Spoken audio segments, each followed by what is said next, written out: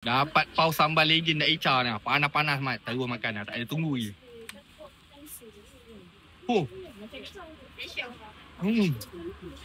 Memang jadi. Memang baik. Ni apa kau buat, Ica? Macam biasa. Bang, paus sambal. Paus sambal Tapi yang penting kita ada menu baru tau. Menu baru Menu baru lah bang. Ni kena bergaul-gaul sikit. Bau view tu naik. Macam kau.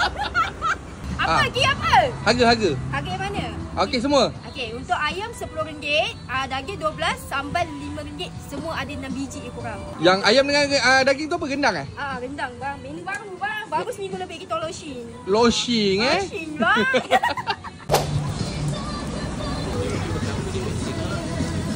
Bau.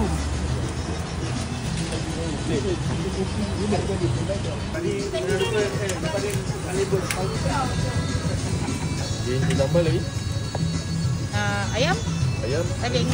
Daging ada 3 inti. Ya. Sambal ayam daging kan? Ya. Harga start pukul 11 lebih sampai Habis. Sampai habis tu biasa pukul apa? Kadang pukul 2 lebih. Kadang 1 lebih. Oh.